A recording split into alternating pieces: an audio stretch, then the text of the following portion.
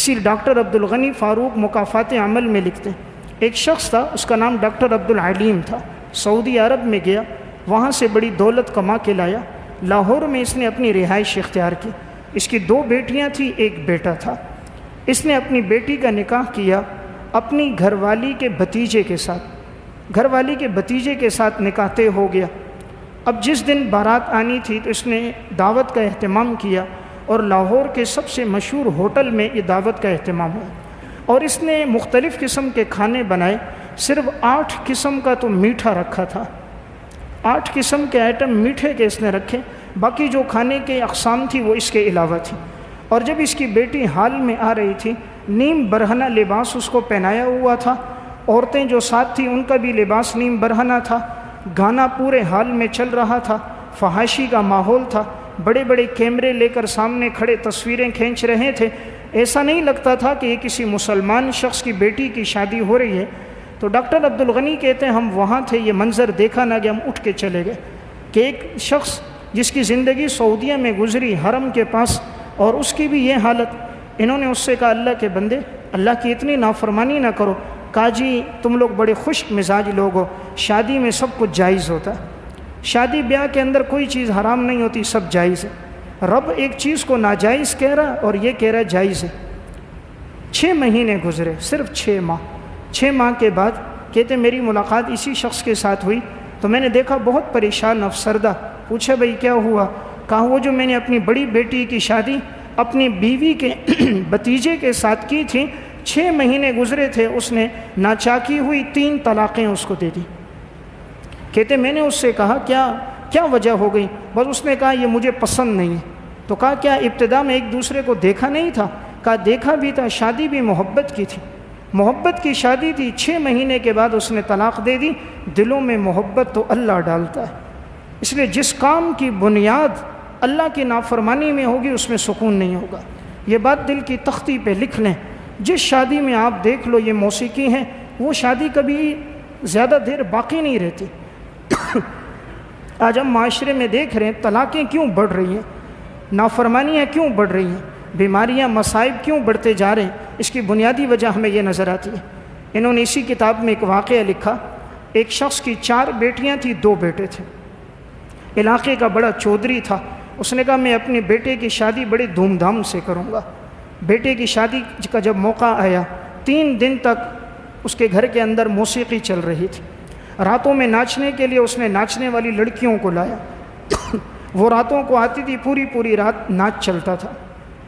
شراب لی تھی اور شراب مفت تقسیم ہوتی تھی کہ جو شراب پینا چاہے محفل میں شریک ہو، مفت شراب ان کے درمیان میں تقسیم ہوئی۔ 3 دن تک موسیقی چلی، شراب کی مجلسیں چلی، ناچنے والیوں نے نیم برہنہ لباس پہن کر ناچا۔ پھر کیا ہوا؟ 5 سے 6 مہینے ہی گزرے تھے، یہی بیٹا جس کی شادی تھی یہ ہیروئن کے نشے میں مبتلا ہو گیا۔ صحبت کی وجہ سے برے ساتھیوں کے ساتھ اٹھنا بیٹھنا تھا، نشے میں مبتلا ہو گیا، چوریاں ڈکیتیوں پہ لگ گیا، یہاں تک کہ اسے پابند سلاسل کر دیا گیا، جیل میں ڈال دیا گیا۔ بیوی تنگ آ گئی، وہ اپنے ماں باپ کے گھر گئی، اس نے خلا لے لیا کہ ایسے ہیرونچی کے ساتھ میں زندگی نہیں گزارتی۔ اس نے خلا لیا، وہ وہاں چلی گئی۔ بیٹا سلاخوں کے پیچھے چلا گیا، اولاد کوئی پیدا نہ ہوئی۔ اس کے بعد یہ نیم پاگل تھا۔ پھر اس کی بڑی بیٹی کی شادی ہوئی، اس سے 2 بیٹے پیدا ہوئے، وہ بھی نیم معذور تھے، ان کا دماغ کام نہیں کرتا تھا۔ دوسری بیٹی کی شادی ہوئی، 1 سال کا عرصہ گزرا تھا، اس کے شوہر نے بھی اس کو طلاق دے دی۔ دونوں بیٹیاں بھی گھر آ گئی اور بیٹا بھی جیل کے سلاخوں کے پیچھے چلا گیا۔ بنیاد کیا بنی؟ اللہ کی نافرمانی۔ اس لیے میں ایک بات عرض کر رہا تھا، جن کاموں کی بنیاد اللہ کی نافرمانی میں ہوتی ہے، رب العالمین کبھی اس میں سکون نہیں رکھتا، انسان کو کبھی اس میں اطمینان نہیں ملتا۔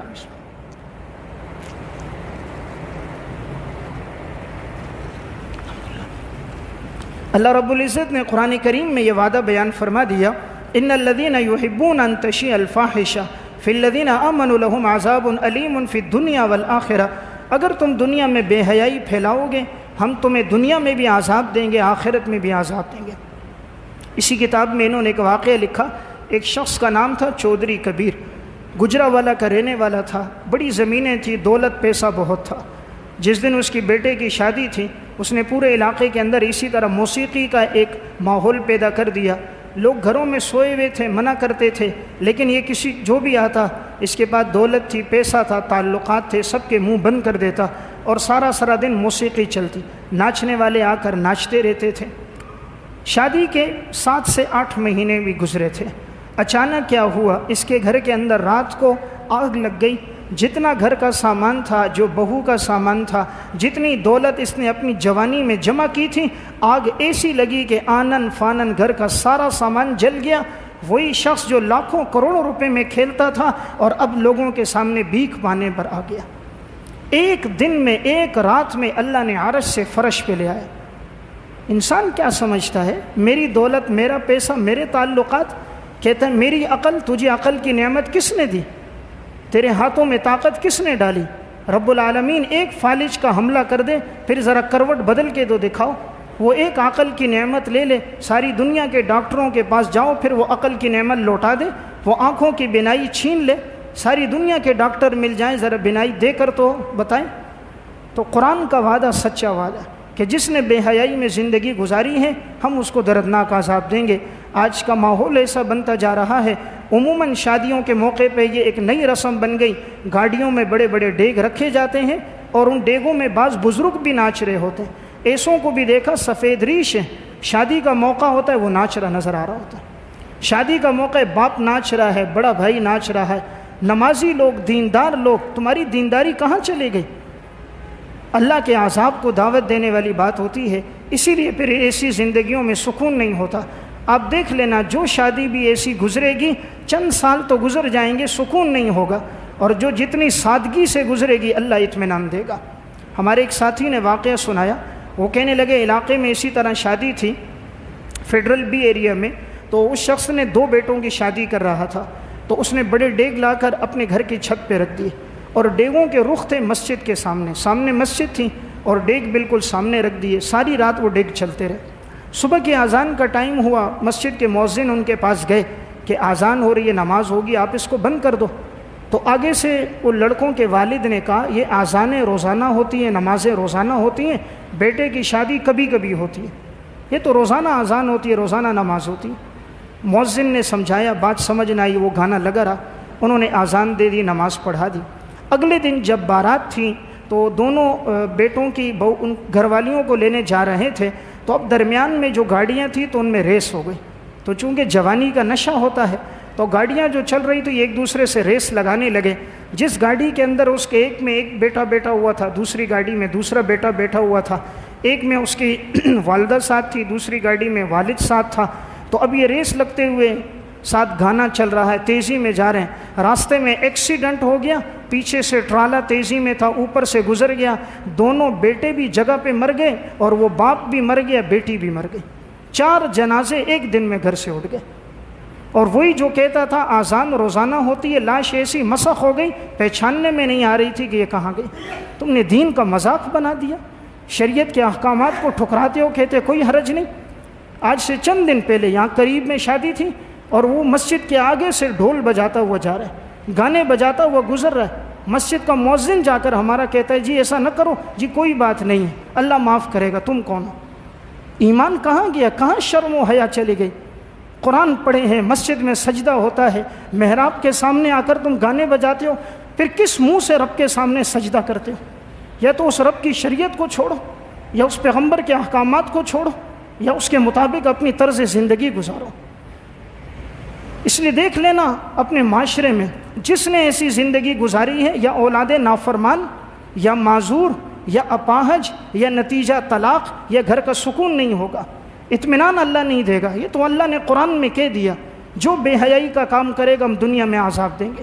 اس لیے میں عرض کر رہا ہوں، انسان رب کی نافرمانی کرتے وقت ڈرے۔ ایک ایس ایچ او کی کوئی نافرمانی نہیں کرتا، ڈی آئی جی کی نہیں کرتا، میرے اوپر ہاتھ نہ ڈال دے۔ زمین آسمان کے رب کی نافرمانی کرتے ہوئے دل میں ڈر پیدا نہیں ہوتا؟ خالق کائنات کے احکامات ٹھکراتے ہوئے ڈر اور خوف نہیں پیدا ہوتا؟ انسان نادان ہے جی، اللہ غفور الرحیم ہے، اللہ ضرور غفور ہے، لیکن اللہ بے حیائی کو پسند نہیں کرتا۔ قوم لوط کو اللہ نے اسی لیے 4 عذاب دیے، قوم لوط میں بے حیائی کا گناہ تھا۔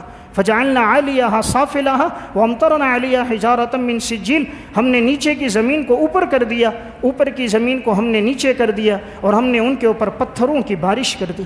اس لیے قوم لوط میں کوئی آدمی پھر بچ نہ سکا۔ اس لیے میں عرض کر رہا تھا، زندگی کے اندر اصل چیز ہے رب العالمین کی اطاعت اور فرما برداری۔ جتنی سادگی کے ساتھ شادیاں ہوتی ہیں، اللہ رب العزت ان میں محبتیں ڈال دیتا ہے۔ بہو کے آنے سے گھر کا ماحول جنت بن جاتا ہے، گھر میں پیار محبت کی فضا قائم ہو جاتی ہے، اولادیں نیک صالح متقی پیدا ہو جاتی ہیں، اللہ رزق میں برکتیں ڈال دیتا ہے۔ ایسے لوگوں کو دیکھ لو رزق میں برکت نہیں ہوتی، پھر اللہ ان سے دین کا کام نہیں لیتا۔ شادیوں میں 10-10 لاکھ روپے لگاتے ہیں، مسجد کی جھولی گزرتی ہے 5 روپے دیتے وقت 10 مرتبہ سوچ لیں۔ اللہ ایسے آدمی کا مال قبول نہیں کرتا، وہ کہتا ہے میں خرچ نہیں کرتا، میری اور تیری کیا مجال، خرچ نہ کریں، اللہ ہر ایک کا مال لیتا نہیں۔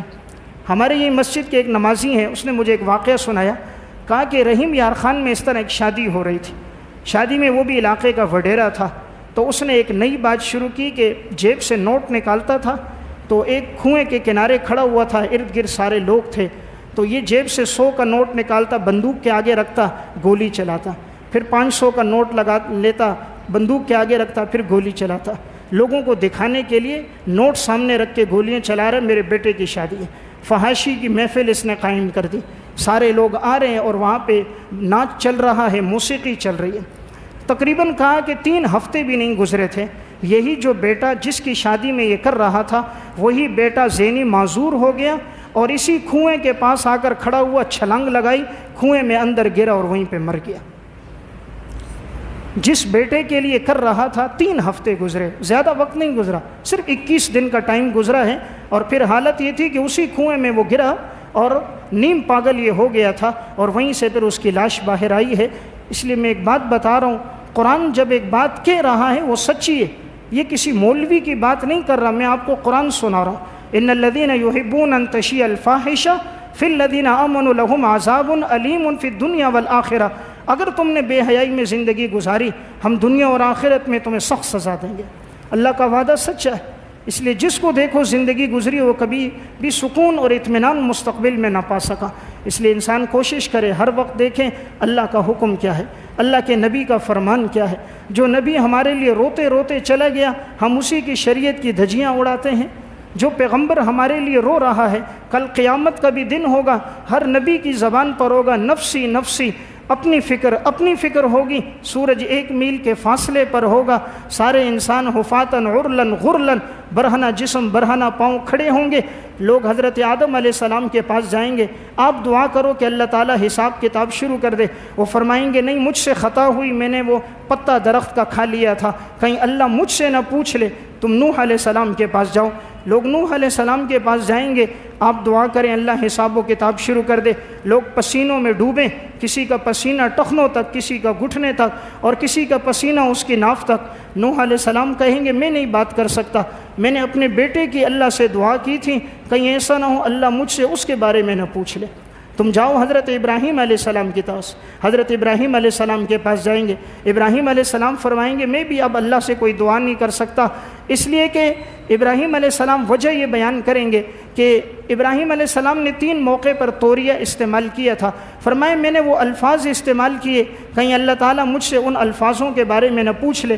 تم موسیٰ علیہ السلام کے پاس جاؤ، موسیٰ علیہ السلام کے پاس جائیں گے، وہ کہیں گے میرے ایک تھپڑ سے قبطی قتل ہو گیا تھا، کہیں اللہ تعالیٰ مجھ سے اس کے بارے میں نہ پوچھ لے۔ تم لوگ جاؤ محمد الرسول اللہ صلی اللہ علیہ وسلم کے پاس، سارے لوگ جب آپ صلی اللہ علیہ وسلم کے پاس جائیں گے، آپ صلی اللہ علیہ وسلم سجدے میں گر جائیں گے۔ صحیح مسلم کی روایت ہے، فرمایا اللہ میری زبان پر اپنے حمد و ثنا کے ترانے جاری کر دے گا، میں اللہ کے سامنے روتا رہوں گا۔